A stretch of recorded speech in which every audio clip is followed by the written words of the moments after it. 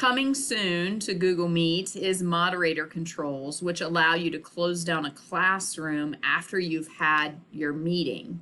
The timeline is soon, so that could be in the next several weeks. But until that time, we might want to load our links a little differently so that it gives you the ability to shut the classroom down so kids can't get back into the classroom. In Zoom, we were able to end meeting for all, and you just don't necessarily have that until we set it up in this specific way. There are really two main things that you need to do. You need to set it up and communicate it in Canvas, and then you just go to meet.google.com each time that you go in rather than going to that calendar link. So here is how we do it. So the first thing that you're going to do is you're going to go to Canvas, and on your home page, now I'm just going to go ahead and put it on this our homepage template. You can do this, you would do this within each of your classes. So you're going to go to edit your homepage, and somewhere you need to communicate to them where they find the virtual classroom. There were a couple people that were still going to use Canvas conferences. Then you need to communicate that to them. So I'm just going to add this down here. You will add it to your class. So I'm going to type virtual classroom. Maybe you have an emoji, or maybe you have a picture of a classroom, but you need to communicate that to them. So I'm going to put virtual classroom link. If you are typing, you would just type that.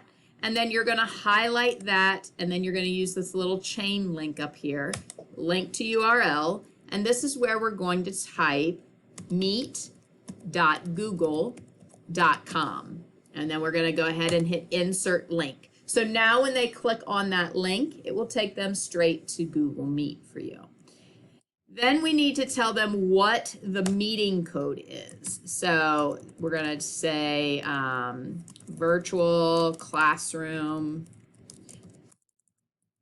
meeting code.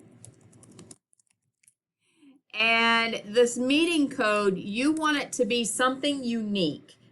It's okay to have your name in it, unless your name is Smith. Then you definitely would want some more details to make it more unique. Basically, the students are going to enter this, and it will take them to your classroom.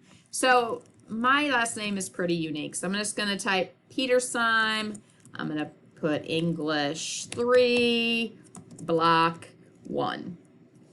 Now, just so you know, that English 3, that capital, that is going to change it to lowercase i's when you get there. So you may want to do English with the number 3 or the 3 i's, because that's what's going to transfer it to. Let's say block 1.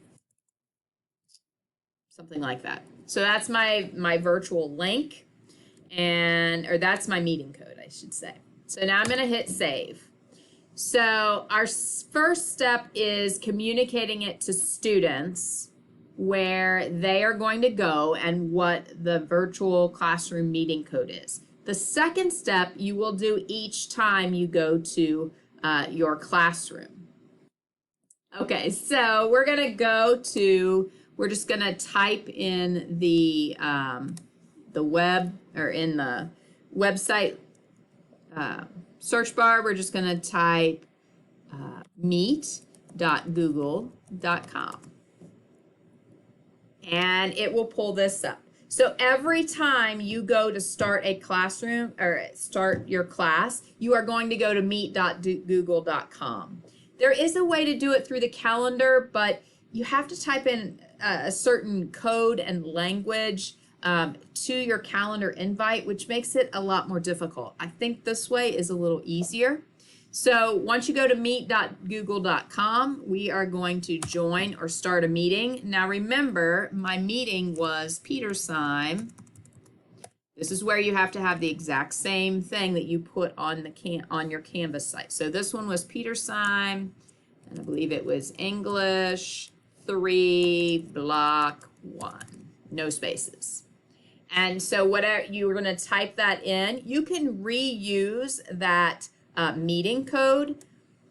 So now we are in Google Meet, we hit join, we officially are in that classroom, and I taught my lesson or answered questions, and then, oh, back to this. This little guy here, this https/meet.google, that link, you don't want to necessarily share that link, because then anyone with that link can go back into that classroom as many times as they want.